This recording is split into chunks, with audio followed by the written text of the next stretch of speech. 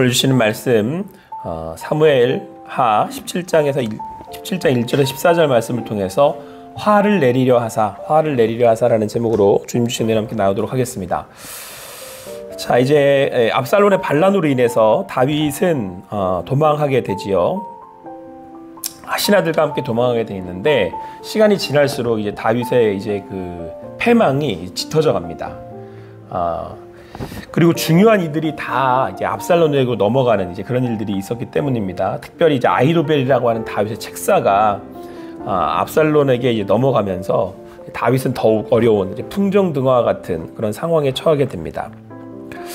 자, 그러니까 이제 지금 상황으로는 이제 다윗은 이제 끝난 거예요. 도망가고 있는 상황이고 모든 그 지역들은 다 압살롬이 점령을 했고, 그리고 주요한 신하들, 특히 이제 아히도벨 같은 전쟁에서는 다윗을 협력자로서의 그런 신하들은 이제 한 명도 거의 빠짐없이 중요한 사람들은 압살롬에 넘어갔기 때문에 이제 압살롬은 가서 다윗을 이제 치면 되는 겁니다. 따라가 잡으면 되는 겁니다. 자, 이럴 때 이제 모든 것이 끝났다라고 싶을 때 오늘 다윗은 다시금 하나님이 주시는 이제 은혜를 입게 됩니다. 그런데 이제 한 가지 이상한 게 있다면, 분명히 모든 전세는 압살롬에게 우세하게 돌아가게 됐고, 압살롬이 이제 이겨야만 하는 그런 상황임에도 불구하고 정세가 역전됐다고 하는 것입니다. 오늘 어떻게 이 전세가, 이런 분위기가, 이런 상황들이 역전될 수 있었겠습니까? 때론 우리가 도저히 감당할 수 없는 그러한 고난과 상황 가운데 처하게 됩니다. 그러나 하나님께서는 우리 가운데 하나님의 능력을 베푸시고 우리 가운데 회복을 말씀하십니다. 오늘 주님께서 주시는 그 말씀을 따라서 여러분이 어떤 상황에 있든 또 무엇을 하든 다시금 일어서시고 또 주님을 바라보실 수 있는 전화위복의 은혜가 있는 여러분의 삶이 되기를 간절히 소망합니다. 자, 오늘 분명히 압살롬에 의해서 다윗은 이제 쫓기고 있고 다윗은 이제 붙잡히면 죽는 운명에 처하게 되었습니다. 자, 그때에 마지막에 이제 탈을 이제 압살롬이 날리면 되는 거거든요. 그래가지고 이제 이 압살롬이 이제 아히도벨에게 자문을 구합니다. 이제 아히도벨은 전략가이기 때문에, 그리고 누구보다도 다윗을 잘 알아요. 아히도벨은 그 다윗의 상황을 다 읽고 있는 거죠. 아히도벨은 최측근이었기 때문에, 또 다윗이 어떤 전략들을 가지고 있는지, 그러니까 전력을 가지고 있는지, 지금 상황이 어떤지 그냥 알고 있는 거죠, 아히도벨은. 그래서 이제 아히도벨이 압살롬에게 다음과 같이 이렇게 1절에서부터 이제 3절까지 조언을 합니다. 자기한테 12,000명만 달라는 거예요. 더 필요 없다. 그거면 된다. 그래서 오늘 밤에 가서 추적해서 기습을 하면 그가 지금 피곤해가지고, 도망간이라고 피곤해가지고 지금 자고 있을 텐데, 그러면 기습하면 그렇게 해서 무섭게만 하면 그에 함께 있는 백성들이 다 도망할 거라는 거예요. 그러면 다윗 왕만 쳐 죽이면 된다는 겁니다. 그리고는 모든 백성이 그러면 당신에게 돌아오게 될 것이고, 그렇게 다윗만 없애면 되니까 그 전략을 가가지고 그러면은 그를 물리치고 그를 죽이게 되면 모든 백성이 평안할 거다. 굉장히 아히도벨은 전략적이면서도 또 다른 백성들을 위하는 이제 그 방법을 내놓은 거죠. 자, 근데 그거를 압살롬하고 이스라엘 장로들이 옳게 여겼습니다. 좋은 방법입니다. 자, 그런데 여기에서 하나님의 한 수가 등장을 해요. 우리 5절 말씀 같이 읽겠습니다. 5절 같이 읽습니다. 시작.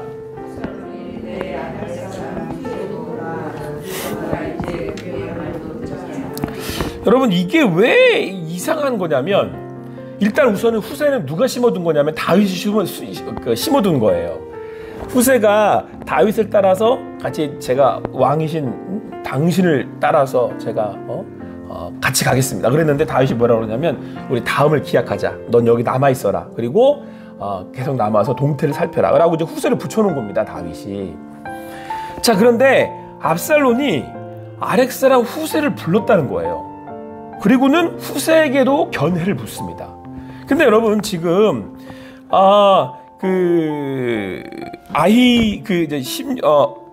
16장 23절에 뭐라고 말씀하고 있냐면, 그때에 아히도벨이 베푸는 계략은 사람이 하나님께 물어서 받은 말씀과 같은 것이라, 이렇게 평가를 했다는 거예요. 아히도벨의 모든 계략은 다윗에게나 압살론에게나 그와 같이 여겨졌더라. 그러니까 아히도벨이 내놓는 계략은 누구 말씀같이 다들 받았다고요? 네, 하나님의 말씀같이 받았다는 거예요. 누구나 다윗에게나 압살론에게나. 그러니까 아히도벨이 계략을 내놓으면 얼마나 그게 뛰어났던지 그냥 하나님의 말씀처럼 받았다는 거예요. 압살론도 그랬고 다윗도 그랬고. 근데 오늘 이상하게 압살론이 아히도벨의 말을 좋게 여겼는데 누구의 말도 또 듣자고 그러냐면 후세의 말도 또 듣자고 한 거예요. 그래서 이제 후세가 계획을 짜서 내어놓는데 뭐 결론적으로 얘기하자면 후세의 계획은 뭐였냐면 모든 백성, 그러니까 그 후세는 11절 말씀을 보니까 뭐라고 말씀하고 있냐면 온 이스라엘, 그러니까 단부터 부엘사바까지 바닷가의 많은 모래같이 전부 다 그 군사를 일으키라는 겁니다. 그리고는 현재 왕은 아니죠. 이제 쿠데타를 일으키는 압살롬한테 직접 전장에 나가라 이렇게 얘기를 하는 거예요. 그리고 그 다윗을 구석으로 몰아서 결국은 여기서는 뭐라고 표현하면 이슬이 땅에 내림같이 그렇게 그들을 다 덮어서 진멸시켜 버린다는 거죠. 그리고는 그들을 뭐라고 표현하냐면 그곳에 작은 돌 하나도 보이지 아니하게 할 것이다. 그러니까 모두 다 진멸시켜 버리자고 하는 게 지금 후세의 전략인 겁니다. 이렇게 말하는 이유가 뭐 다윗은 뛰어난 왕이고 뛰어난 장수고 그러니까 지금도 깨어서 뭐 이렇게 있을 것이고 그러니까 가서 그러시지 마시고 압도적인 군사력을 가지고 가서 한 명도 남김없이 뭐 그 신하들 뭐 해봐야 그런 소용 없습니다. 뭐 돌아오지도 않을 거고 왕을 그 다윗 따른 사람들이니까 압도적인 군사력을 가지고 덮어서 그리고 여기서 중요한 게 뭐냐면요. 이 지금 아히도벨이 뭐라고 축원을 하냐면 누구한테 나가라 그러죠? 압살롬한테 직접 전장에 나가라 그래요. 여기에 여러분 한 수가 있었던 거예요. 분명히 평상시에는 아히도벨의 말을 들었거든요. 압살롬은. 근데 이 후세의 말을 듣고 난 다음에는 후세의 말을 따릅니다. 근데 그 이유를 14절에서는 이렇게 말씀하고 있어요. 같이 읽겠습니다. 14절 말씀 같이 읽겠습니다. 시작. 압살롬과 온 이스라엘 사람들이 이르되 계략은 아히도벨의 계략보다 낫다 하니 이는 여호와께서 압살롬에게 화를 내리려 하사 아히도벨의 좋은 계략을 물리치라고 명령하셨음이더라. 여러분 인생을 살아갈 때 누구의 말을 듣느냐가 굉장히 중요합니다. 어떤 사람의 말을 듣느냐, 누구의 말에 귀를 기울이느냐. 지금 아히도벨과 후세의 계략이 있었는데 근데 압살롬이 평상시와는 다르게 그리고 후세의 말을 들었다는 거죠. 그러니까 성경은 그걸 뭐라고 말씀하고 있냐면 그게 여호와께서 압살롬에게 화를 내리려 하사 이렇게 돼 있어요. 그러니까 여러분 결국은 압살롬이 전장에서 지거든요. 그것도 비참하게 죽어요. 근데 전략적으로는 압살롬이 질 수가 없는 건데 판이 뒤집어진 거란 말이에요. 그럼에도 불구하고 이 인생이 망하는 인생으로 가게 되는 이유, 그거는 누구의 말을 들었느냐에 따라 지금 결정이 나는 거잖아요. 그러니까 여러분 인생을 우리가 살 때 내 인생이 어디로 갈 수 있을지 또 어떻게 온전히 갈 수 있을지를 결정하는 가장 중요한 요소 중에 한 가지가 누구랑 같이 하느냐, 누구의 말을 듣느냐. 그러니까 하나님이 내 삶을 이렇게 인도해 주실 때 나를 살리시는 길로 인도하시거나 혹시는 망하는 길로 인도하시거나 누구에 따라 달렸다는 거예요. 내가 누구랑 붙어먹느냐예요. 하나님이 그렇게 그걸 통해서 때로는 이렇게 화를 내리시기도 하신다니까요. 근데 여러분 중요한 건 오늘 왜 갑자기 압살롬이 이렇게 말도 안 되는 결정을 하게 됐을까? 왜 아히도벨의 그 좋은 계략을 물리치게 됐을까예요. 자, 그러면 여러분 오늘 그 후세가 내놓은 계략이랑 아히도벨이 내놓은 계략을 이렇게 비교해 보면 차이가 한 가지가 있어요. 뭐냐면 일단 아히도벨의 계략은 다윗만 잡아 죽이면 되고 나머지는 다 평안하게 돌아오게 하자는 거죠. 그리고 누구보다도 아히도벨은 지금 다윗을 잘 알고 있어요. 옆에 있는 사람들도 누가 있는데까지 다 알고 있는 사람이겠죠. 근데 사실 후세는 평상시에 이렇게 뭐 진언을 하거나 그런 사람이 아니었는데 후세는 갑자기 남아서 다윗을 버리고 자기한테 온 사람이잖아요. 압살롬은. 근데 뭐라고 얘기를 하냐면 이렇게 얘기를 해요. 브엘사벳 단에서 브엘사벳까지 군사를 전체 일으키십시오. 그리고는 당신이 맨 앞에 서십시오. 이렇게 얘기를 해요. 여러분 지금 드러나는 거, 나중에 가장 드러나는, 압살론이 가장 드러나는 전략은 뭐예요? 후세의 전략이잖아요. 그러니까 후세가 압살론을 잘 알고 있었던 거예요. 뭐에 넘어갈지. 지금 압살론은 뭐에 가득 차 있냐면 자기 자신으로 가득 차 있어요. 그러니까 아이도벨의 그 전략, 지혜로운 전략을 들어도 그 이야기가 좋은지를 분별할 수가 없는 거죠. 여러분, 하나님이 벌을 내리실 때 마지막, 그가 망하게 하실 때의 그 마지막을 그 로마서에서 뭐라고 말씀하시냐면 유기하신다고 말씀하세요. 하나님이 벌하시는 게 아니고요, 자기가 가던 길을 그냥 가도록 내버려 두시는 거예요.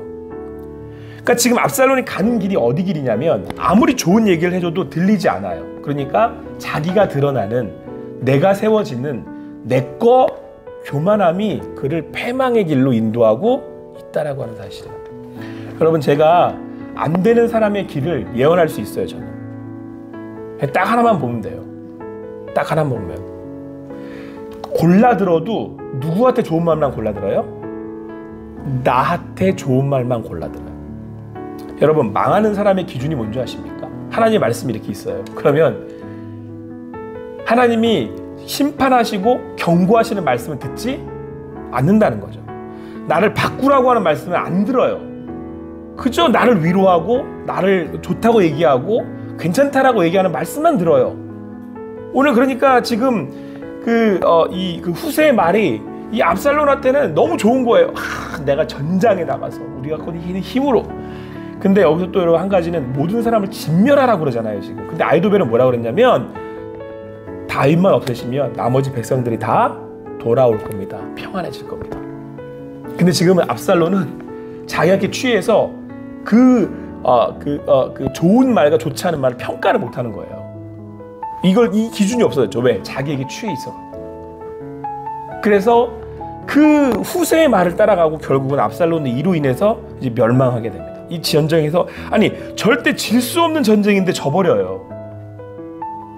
여러분, 지금 내가 어느 길을 가고 있는지 보시려면 여러분이 지금 하나님의 말씀 앞에 나를 어떻게 놓느냐가 굉장히 중요해요.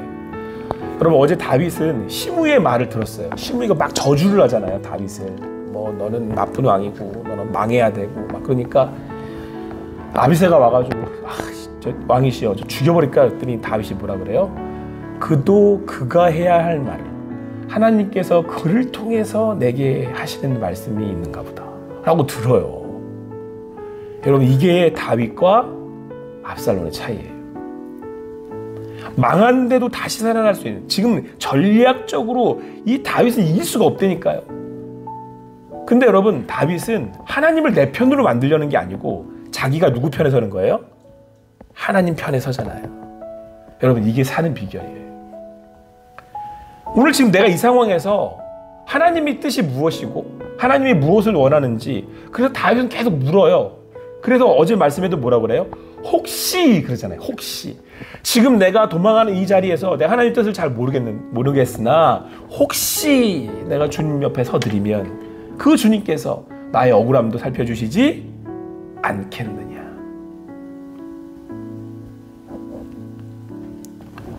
그 여종의 고백처럼 주인의 밥상에서 떨어지는 부스라기를 제가 먹지 않겠습니까? 사랑하는 성도 여러분, 주님을 높여드리고 주님이 내 왕이 되시면 내가 오는 가는 길을 정확하게 볼 수가 있습니다. 우리가 말씀이 없어서 망하는 게 아니에요. 말씀을 따르지 않기 때문에 망하는 거예요. 주님 뒤에 서지 않기 때문에 그런 거예요. 여러분, 오늘 다윗이 한 게 뭐가 있어요? 도망간 것밖에 없어요. 다윗이 이 모든 걸 이 단 하나, 한 수, 한 문장에서 완전히 다 뒤집습니다, 전쟁. 왜요? 압살론이 자기에 취해서 후세 말을 따르는 바람에.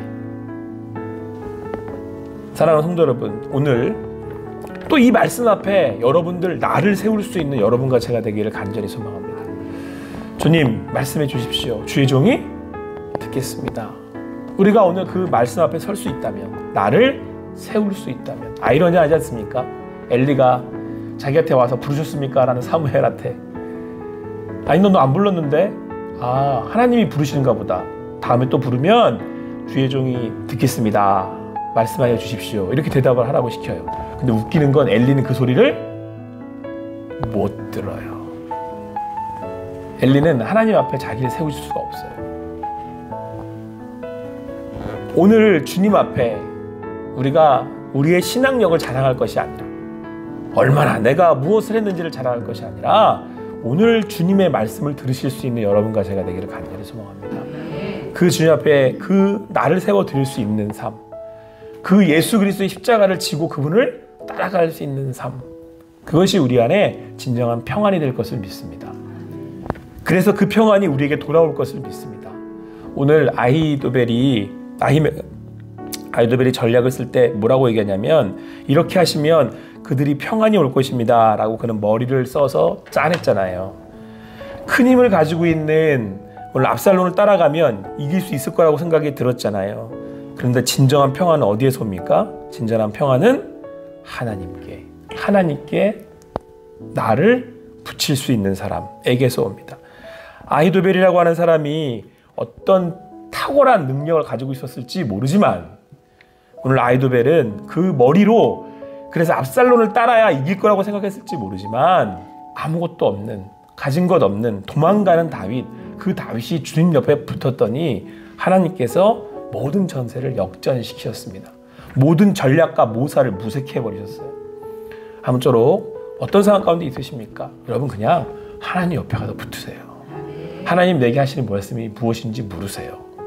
그리고 오늘도 겟세마네에서 땀이 피가 되도록 기도하셨던 것처럼 주님 앞에 붙으시고 야곱의 씨름을 하세요.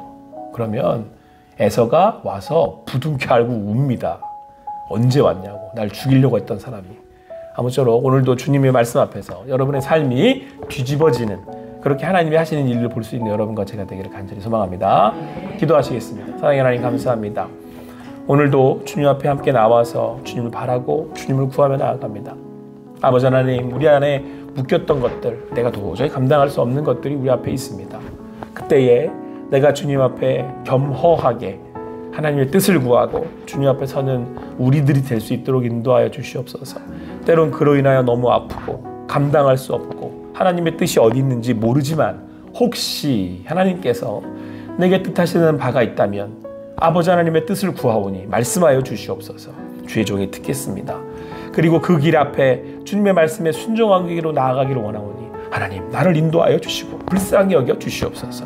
하나님 주님의 은혜로 나를 회복시켜 주시고 아버지 나의 억울함을 풀어 주시옵소서. 아버지 그렇게 하실 그 주님을 오늘도 믿음으로 바라며 감사하며 예수님의 이름으로 기도합니다. 아멘.